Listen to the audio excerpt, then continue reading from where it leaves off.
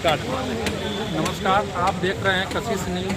कशिश news के खास पेशकश कोई नहीं है टक्कर में कार्यक्रम में आप सभी लोगों का स्वागत है। हम अभी मौजूद हैं बाढ़ विधानसभा क्षेत्र के गुलाबबाग मोहल्ले में।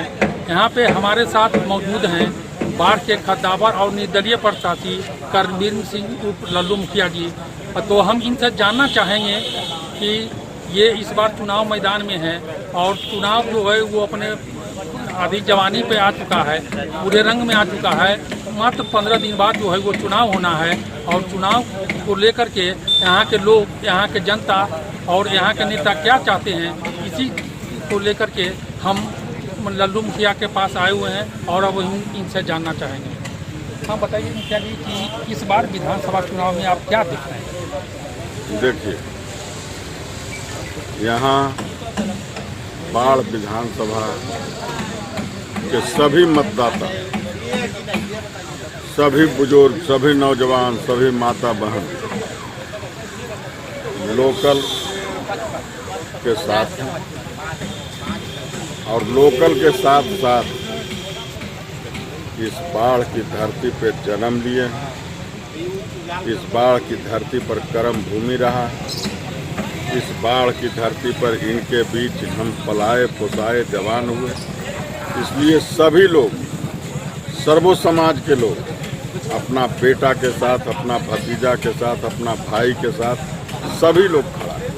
यहाँ सबसे बड़ी बात है कि सदियों से हम लोग को ठगते आया है और सभी बाहरी लोग आकर ठगते रहे और इस बार बाढ़ की जनता अपना बेटा को प्रोजेक्ट किया है और प्रोजेक्ट करने के बाद सभी लोग अपना बेटा, अपना भाई, अपना भतीजा को आशीर्वाद दे रहे हैं और बुजुर्ग, माता बहन, नौजवान सभी लोग अपने भाई, भतीजा, बेटा मानकर सब जगह वर्क में लगे हुए हैं। किन्हीं को कहीं पर कोई अता पता नहीं है। तो हमारे साथ ये रणवीर मुखिया जी, इनका कहना है कि बाढ़ विधानसभा के जनता जो है इस बार बदलाव चाहती है। चाहे कोई भी समाज के लोग हो, कोई वर्ग के लोग हो, वो सबका आशीर्वाद जो है उनके साथ मौजूद है और इन्हीं आशीर्वादों को लेकर के ये जो है चुनाव मैदान में आए हैं। तो हम अब और जानना इनसे सवाल करते हैं कि जनता आपको इस बार वोट क्यों दे?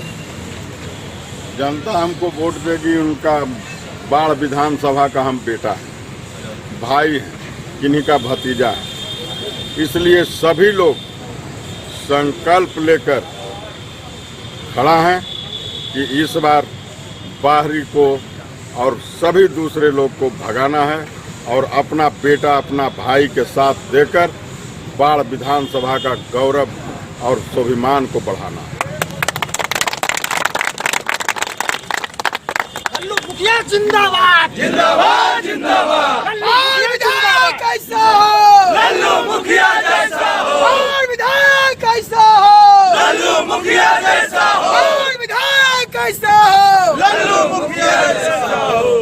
इस बार अगर आप विजयी होते हैं तो बाढ़ के लिए क्या प्राथमिकता रहेगी? देखिए, जो बाढ़ वासियों को एक दिन के लिए जिला बनाकर बेइज्जत किया है और आज तक झंडा उतार कर लेकर चले गए हैं और अभी तक बाढ़ अनुमंडल का अनुमंडल ही है। आज़ादी के पहले से यह अनुमंडल था और आज भी अनुमंडल है। इतना पुराना पूरे बिहार में कोई अनुमंडल नहीं। अब तब जो एक ब्लॉक, 2 ब्लॉक का है वो जिला हो गया, लेकिन बाढ़ को इन नेताओं ने इलेक्शन का मुद्दा बनाकर रख दिए कि बस ठगने का सबसे बड़ा हथियार है कि जब आएंगे तो कहेंगे कि जिला बनाएंगे, जिला बनाएंगे। और किसी ने, सभी नेताओं ने ठगते रहा, आज तक जिला नहीं बनाया। और हम बाढ़ के बेटा हैं, भाई हैं, भतीजा हैं। हम हर तरह से विधानसभा में भी आवाज़ गूंजता रहेगा। जब तक जिला का कोई ऑथेंटिक जवाब नहीं मिल जाएगा तब तक हंगामा होता रहेगा। विधानसभा में धरना होगा, प्रदर्शन होगा, आंदोलन छेड़ेंगे, नहीं बनेगा तो उससे भी नहीं होगा तो हाई कोर्ट सुप्रीम कोर्ट भी जाकर बाढ़ को जिला बनाने के लिए कोई कसर हम नहीं छोड़ेंगे।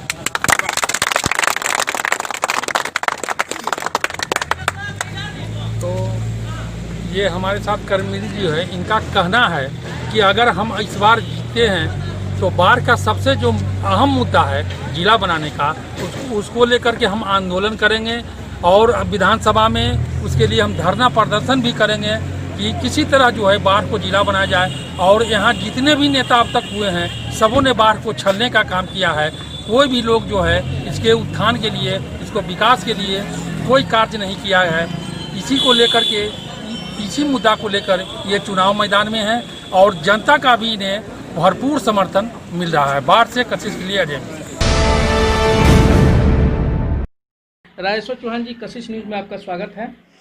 आपको भी मेरे तरफ से बहुत बहुत। सर ये बताइए कि इस विधानसभा 2020 चुनाव में आपके साथ कई दिग्गज जो राजनेता, विधानसभा के कई विधायक के चुनाव लड़ चुके हैं, वैसे लोग जो है कि चुनावी इस रणभेरी में कूद पड़े हैं आपके साथ। बहुत सारे दिग्गज की आपने बात किया। मुझे लगता है कि जिस तरह अपार समर्थन मुझे मिल रहा है रघुनाथपुर में, कोई दिग्गज मेरे सामने नहीं टिकेगा। मैं सबको ध्वस्त करते हुए भारी बहुमत से वहाँ से चुनाव जीतने का काम करूँगा। आप ही के पार्टी के जेडीयू के राकेश पटेल हैं जो तैयारी कर रहे थे, पूरी तरह से क्षेत्र में भ्रमण कर रहे थे और आपके टिकट मिलने के बाद उसने निर्दलीय चुनाव लड़ने की मन बना लिया है। ऐसे में फिर क्या होगा? केवल राकेश पटेल की मैं बात नहीं करूँगा, बहुत सारे हमारे पार्टी के और सब कार्यकर्ता वहाँ से दावेदारी किए थे, लेकिन पार्टी ने मुझ पर विश्वास किया, मुझे सिंबल दिया। जो भी हमारे पार्टी के कार्यकर्ता हैं जो तैयारी कर रहे थे, सभी मेरे साथ लग जाएंगे, मुझे भरोसा है। विकास की बात कर रहे हैं, क्षेत्र में बहुत सारा विकास हुआ है। रघुनाथपुर की जनता कह रही है कि 5 सालों में वहाँ पे पहले तो आरजेडी का जगह था, आरजेडी के विधायक थे, 5 सालों में कुछ काम नहीं किए हैं। ऐसे में आप किन मुद्दों को लेकर फिर वहाँ जाइएगा? जहाँ तक विकास की बात है, क्षेत्र में भ्रमण के दौरान मुझे यह जानकारी मिली कि जो पूर्व विधायक वहाँ से रहे हरिशंकर यादव जी, उनका लोगों से अच्छा संपर्क और ट्यूनिंग अच्छा नहीं था। बहुत सारे जो अनिवार्य कार्य होना चाहिए था उस कार्य को उन्होंने नहीं किया, जिससे जनता में काफ़ी आक्रोश है। और मुझे विश्वास दिला रहे हैं कि आप आए हैं, आपको हम लोग चुनाव जिताएंगे, आप काम कीजिए, हम लोग आपके साथ हैं। यानी लोगों का अपार समर्थन आपको मिल रहा है। सत्य बात है, काफ़ी संख्या में लोग उत्सुक होकर हमारे साथ घूम रहे हैं, काम कर रहे हैं। मुझे भरोसा है अच्छा खासा वोटों से मिलेगा। विधायक बन जाइएगा तो सबसे पहली प्राथमिकता क्या रहेगी आपकी? जो भी रघुनाथपुर का अधूरा कार्य है, वो चाहे रेफरल अस्पताल का हो या युवाओं का रोजगार की बात हो, जो भी अधूरा रोड हो उसे मैं बनाने का कार्य करूँगा और निष्ठापूर्वक लोगों से मिलते जुलते हुए नीतीश कुमार के कार्यों को धरातल पर उतारने का काम करूँगा। तो ये थे राजेश्वर चौहान जी, जो जेडीयू के सिंबल लेकर रघुनाथपुर विधानसभा से चुनाव लड़ने पहुंच चुके हैं और ये साफ तौर पे कहे हैं कि जो भी अधूरा काम होगा उसको मैं पूरा करूंगा और नीतीश कुमार के सपनों को पूरा करके मैं पहुंचाऊंगा, दमखम लूँगा। कैमरामैन पौरुष कुमार के साथ निरंजन कुमार, कशिश न्यूज़, सीवान।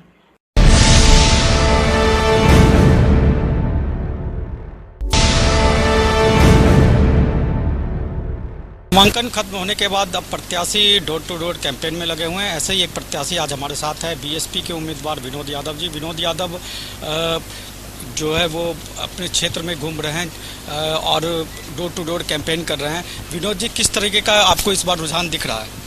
सबसे पहले मैं आप लोगों को कशिश न्यूज़ के अपनी ओर से धन्यवाद देना चाहता हूं।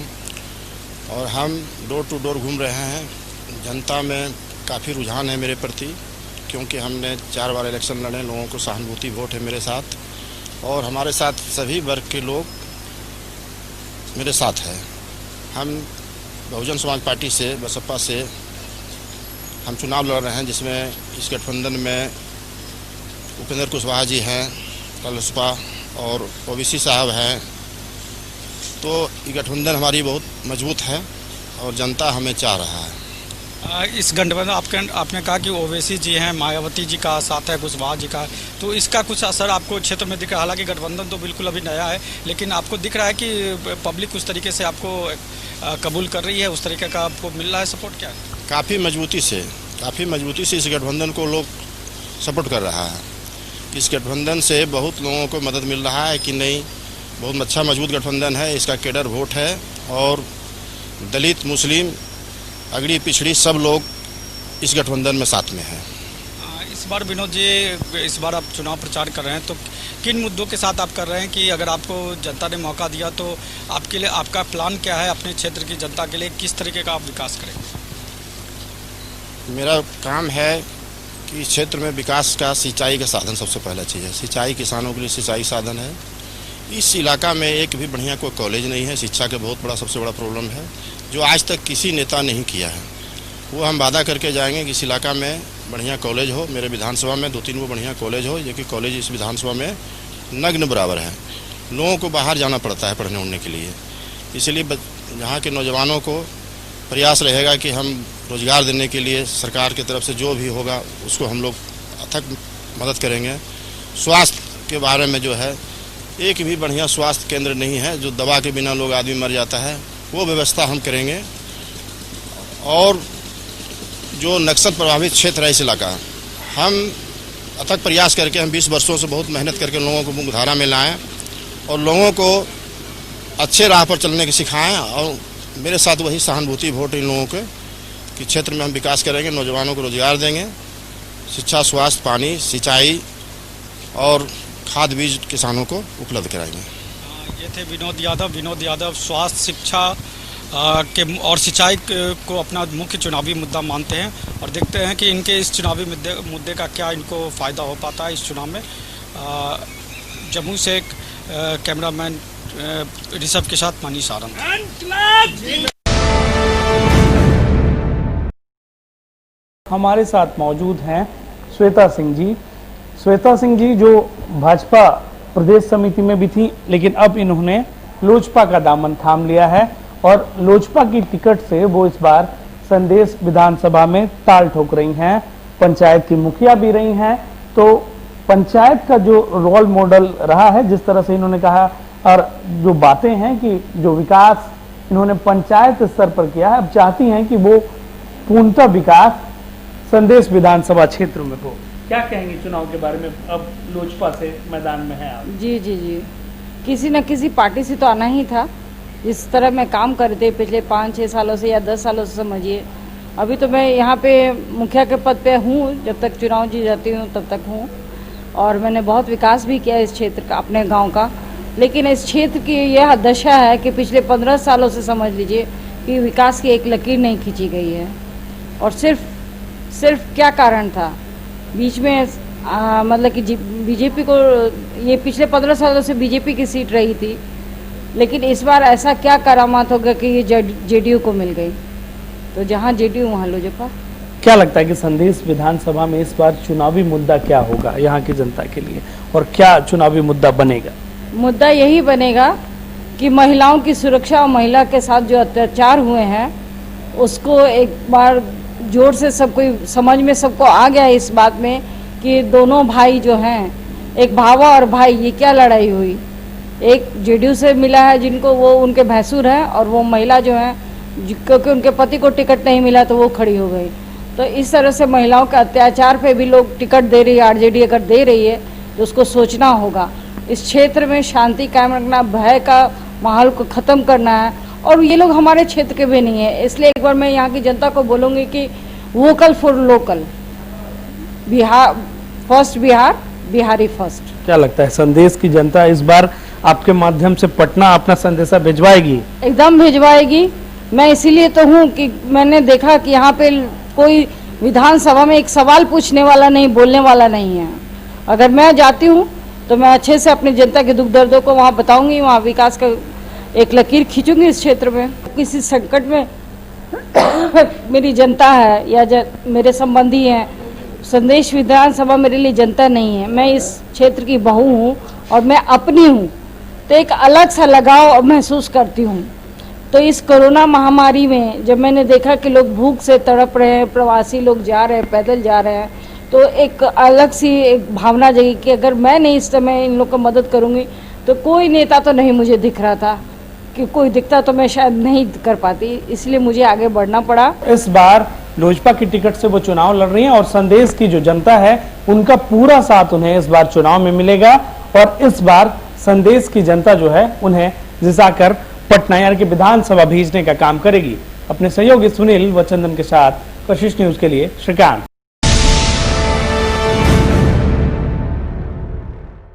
नमस्कार, मैं हूं एहसान दानिश और आप कशिश का ये खास कार्यक्रम कोई नहीं है टक्कर में आप सभी का स्वागत है। अभी हम मौजूद हैं बाजपट्टी विधानसभा क्षेत्र के यहाँ पे आरजेडी के प्रत्याशी हैं मुकेश कुमार लाल। अभी हम उनसे ये जानने के लिए पहुंचे हैं कि अभी वर्तमान में जो विधानसभा चुनाव में आरजेडी ने उस पर पूरा भरोसा करके उन्हें जो टिकट दिया है बाजपट्टी विधानसभा क्षेत्र से, उसमें उनकी भूमिका कैसी रहेगी, यहाँ पे उनकी जो लोकप्रियता है उसको वो किस प्रकार भुनाने की कोशिश करेंगे, फिर जो निवर्तमान विधायक यहाँ पे पहले से मौजूद हैं उनके द्वारा जो क्या काम अधूरा रह गया है और ये जनता को उससे बेहतर क्या देना चाह रहे हैं, हम इन सारे सवालों के जवाब हम इनसे जानने के लिए आज हम पहुँचे हैं। मुकेश जी, हम यहाँ पे आज आपके पास पहुँचे हैं कि आने वाले विधानसभा चुनाव में, अभी जो विधानसभा चुनाव की तैयारी में आप लगे हैं, आप जनता को किस तरह से संतुष्ट कर पाएंगे कि अभी जो विधायक यहाँ पे मौजूद थी पिछले 10-15 सालों से, उनसे क्या बेहतर आप कर पाएंगे? अभी जो सरकार का घोषणा है और सरकार जो कहती है उसको सोचो जो आज़ादी के 50-60 वर्ष के बाद भी आज बाजपट्टी विधानसभा क्षेत्र के एक भिखा गांव है, मुझे बड़ी कष्ट हुआ कि वहाँ मैं जाने में असमर्थ हूँ और पूरा पैजामा पैंट सब मोड़ कर जाना पड़ा। वहाँ एक ईंट सोलिंग भी नहीं है, जो भिखा गाँव है। आप भी वहाँ जाकर अपना रिपोर्टिंग कर सकते हैं। दुर्भाग्य जो जनप्रतिनिधि अपने विधानसभा का नेतृत्व करे, लोकसभा का नेतृत्व करे, पंचायत का नेतृत्व करे और एक ईंट भी नहीं लगा हुआ है।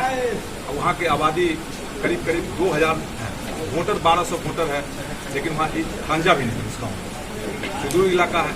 मुझे अगर जनता मुझ पर भरोसा करेगी तो जो मेरे विधानसभा क्षेत्र में जो सड़क है जहाँ आवागमन सुचारू रूप से मैं चालू कराने का काम करूँगा। और सबसे पहले मेरा जो मिशन है, मेरे नेता का भी मिशन है, जो रिक्तियाँ हैं विभिन्न पदों पर, जो बेरोजगार आज बिहार में भटक रहे हैं, ग्रेजुएशन करके बीटेक करके अन्य योग्यताएं प्राप्त करके भटक रहे हैं। हमारी सरकार बनेगी तो हमारे नेता ने घोषणा किए हैं, घोषणा पत्र में है, ये कैबिनेट की प्रथम बैठक 10 लाख बेरोजगारों को रोजगार देने का काम करें। मेरा भी प्रयास रहेगा जो क्षेत्र में आम जनों, जो गरीब तबके के लोग हैं, स्वास्थ्य और शिक्षा मेरा प्रथम प्राथमिकता रहे, क्योंकि स्वास्थ्य और शिक्षा जो गरीब तबके के लोग हैं, जिनकी आर्थिक स्थिति सुदृढ़ नहीं है, वैसे लोग सरकारी स्कूल या सरकारी अस्पताल का शरण लेते हैं। लेकिन आज की स्थिति में सरकारी अस्पताल और सरकारी स्कूल का स्थिति ठीक नहीं है, जिससे गरीब तबके के बच्चे के पढ़ने में कठिनाइयाँ होती हैं, इलाज कराने में कठिनाइयाँ होती हैं। मैं सरकारी स्वास्थ्य, सरकारी अस्पताल और सरकारी स्कूल की व्यवस्था पर मैं अपने नेता को भी आकृष्ट करूंगा और इसका सुचारू रूप से ध्यान रखेंगे। जो शिक्षा और स्वास्थ्य का जो कार्य है वो प्रथम नंबर पर रहे, जिसमें सरकारी स्कूल में भी गरीब के बच्चे पढ़े, अच्छा से अच्छा शिक्षक रहें और अच्छी से अच्छी पढ़ाई करें। इन्होंने बहुत ही बड़ी बात कही कि इनका फोकस स्वास्थ्य, शिक्षा और बेरोजगारी को दूर करने पर रहेगा। लेकिन एक अहम सवाल है, जो लोग ये कहते हैं कि जो जदयू के विधायक हैं यहाँ पे वो भी यादव जाति से हैं और आप भी यादव जाति से हैं, ऐसे में चुनाव थोड़ा सा टफ नहीं लगता है? मैं नानपुर प्रखंड से, मेरी पत्नी भी 5 साल प्रमुख रही, मैं भी अभी प्रमुख के पद पर हूँ। मैं जात पात की नेतागिरी नहीं करता हूँ और कोई भी जो राजनीति करते हैं लोग उनको जात पात की नेतागिरी नहीं करना चाहिए, वो जमात की नेतागिरी करें। और मुझे सभी, मेरे नेता जो अभी है A to Z, मेरे नेता का आह्वान है, जो RJD party A to Z की पार्टी है, सभी जात सभी समुदाय के लोग को हमारे नेता ने टिकट दिए। और इसी कड़ी में मुझ पर बाजपट्टी 27 बाजपट्टी के विधानसभा क्षेत्र सभी समुदाय सभी जाति के लोगों का मुझे आशीर्वाद प्राप्त है और सभी लोगों का स्नेह है। चलिए, बहुत बहुत धन्यवाद मुकेश जी, आपका बहुत बहुत धन्यवाद। कैमरा पर्सन राम बाबू शर्मा के साथ मैं एहसान दानिश, कशिश न्यूज, सीतामढ़ी। अब जो क्षेत्र में जनप्रतिनिधि हैं, नेता हैं, वो गली गली जा रहे हैं, वोटरों के पास जा रहे हैं, उनसे मिल रहे हैं। इस वक्त हम मौजूद हैं आरा में और आरा के संदेश विधानसभा में हमारे साथ इस वक्त मौजूद हैं संतोष सिंह उर्फ रिंकू मुखिया जी, जो कि राष्ट्रीय जनजन पार्टी से संदेश विधानसभा के प्रत्याशी हैं। सीधा इनसे ही जानेंगे कि क्या रहेगा इस बार के चुनाव में, चुनावी माहौल क्या लग रहा है आपको कि राष्ट्रीय जनजन पार्टी से आपने सिंबल लिया है, संदेश विधानसभा में उतरे हैं। संदेश विधानसभा का चुनावी मुद्दा और जनता का मिजाज। पहले आपके चैनल के माध्यम से सभी संदेश के सम्मानित जनता के चरणों में कोटि कोटि नमन, और आप लोग को भी बहुत बहुत धन्यवाद जो आप हमारे बात को रखने और बात को हमारे जनता के बीच में पहुंचाने का काम कर रहे हैं। संदेश का मुद्दा यहाँ बहुत है। संदेश इतना पिछड़ा हुआ विधानसभा, 7 विधानसभा में सबसे पिछड़ा हुआ विधानसभा संदेश है, जहाँ नहर से लेकर किसानों की समस्या से लेकर नौजवानों की समस्या, रोजगार की समस्या, पलायन की समस्या, अशिक्षा की समस्या, कुपोषण की समस्या, स्वास्थ्य की समस्या, सभी समस्या से घिरा हुआ संदेश है। इसको निजात दिलाने के हम लोग प्रयास करेंगे। और हम लोग आशुतोष कुमार जी हमारे नेता जो राष्ट्रीय जनजन पार्टी के हैं, उनका चुनाव चिन्ह बल्ला छाप है, और हम लोग कोशिश करेंगे कि संदेश सुंदर संदेश बने। क्या लग रहा है कि एक तरफ राष्ट्रीय दल हैं, क्षेत्रीय दल हैं, उन सब से भी मुकाबला करना है, क्षेत्र में विकास का भी मुद्दा रहेगा, कितना कठिन मानते हैं? इस बार चुनौतियों भरा चुनाव है। इस बार चुनौती नहीं है, चुनौती जनता ने देख लिया है कि चुनौती के साथ में जो हम लोग समझौता करके चलते थे वो जनता अब उब चुका है। और इस बार सबने अपना मूड बना लिया है कि संदेश को बदलना है, संदेश को भ्रष्टाचारी से मुक्त करना है, संदेश को बलात्कारी से मुक्त करना है, संदेश को माफियागिरी से मुक्त करना है, संदेश को सुंदर संदेश बनाना है जो सबके बीच में रहे, सबके लेकर चले और सबको अच्छा संदेश दे। यानी कि इन्हें विश्वास है कि इस बार के विधानसभा चुनाव के जो परिणाम होंगे उनमें संदेश की जनता इनके पक्ष में रहेगी। खैर, आने वाला वक्त बताएगा कि जनता किसे अपने सराखों पर बिठाती है। कैमरा पर्सन सुनील व अपने सहयोगी चंदन के साथ कशिश न्यूज के लिए श्रीकांत। नामांकन खत्म होने के बाद अब उम्मीदवार डोर टू डोर कैंपेन में लगे हैं और इसी अभियान में दामोदर रावत अपने विधानसभा क्षेत्र में डोर टू डोर कैंपेन करे। अभी हमारे साथ हैं रावत जी। इस बार का चुनाव पिछले बार के चुनाव से कितना अलग आपको नजर आया, चूँकि कोरोना का भी ये समय है, तो किस तरह की तैयारी इस बार आपने की है? देखिए, कोरोना का जो डायरेक्टिव्स है उसका पालन करते हुए हम लोगों ने अपनी तैयारियां शुरू की है। और हम लोग गांव में जब जाते हैं तो इस बात की भी जानकारी देते हैं कि कोरोना से बचने के लिए जो उपाय सरकार के द्वारा निर्धारित किया गया है उसका पालन करिए और मास्क जरूर लगाइए। और इस तरह अपने अभी हम लोग गमछी लेके घूम रहे हैं, तो कुल मिला के यह कहा जा सकता है कि हम जनता को भी जागरूक कर रहे हैं, अपने को भी सुरक्षित रखकर अपनी बात जनता के बीच रख रहे हैं। आप जब विधायक थे क्षेत्र से और मंत्री भी थे, उस 5 साल को और ये पिछले 5 साल को झाझा विधानसभा क्षेत्र में आप किस तरीके से देख रहे हैं? यह काम तो जनता का है, यह काम मेरा नहीं है कि मैंने झाझा विधानसभा क्षेत्र को तरक्की के मार्ग पर किस प्रकार ले गया। और जो दूसरे लोग हुए वह कितना काम कर पाया यह तो जनता का काम है। यहाँ शिक्षण संस्थाओं की भरमार हो गई हमारे कार्यकाल में। माननीय मुख्यमंत्री नीतीश कुमार जी के आशीर्वाद से, उनके नेतृत्व में इसी विधानसभा क्षेत्र में आपको पता होगा कि सिमुलतला आवासीय विद्यालय है। इसी विधानसभा क्षेत्र में इस जिले का GNM सेंटर है। इसी विधानसभा क्षेत्र में ANM स्कूल है। इसी विधानसभा क्षेत्र में उग्रवाद प्रभावित जिले में जो ITI का निर्माण होना था 8 जिले में, उसमें से एक इसी क्षेत्र में है। डाइट इसी क्षेत्र में है। कुल मिला के यह संथालों के लिए हम लोगों ने एक स्कूल स्वीकृत कराया है, वह भी पूरे बिहार में 8 जिले में होना था, एक हमारे क्षेत्र में है। तो यह तो हम कह रहे हैं, लेकिन इसका आकलन तो जनता करेगी। इस बार के लिए आपने क्या चुनौती रखी है कि इस बार अगर आप विधायक चुन के आएंगे तो इस क्षेत्र को आप क्या देना चाहेंगे? देखिए, हम वैसे विधायकों में से नहीं हैं जो एज यूजुअल वर्क है, जैसे MLA फंड है या सरकार की जो योजनाएं चल रही हैं, उससे ज़्यादा काम हमने पिछले कार्यकाल में भी किया और इस कार्यकाल में भी किया करेंगे।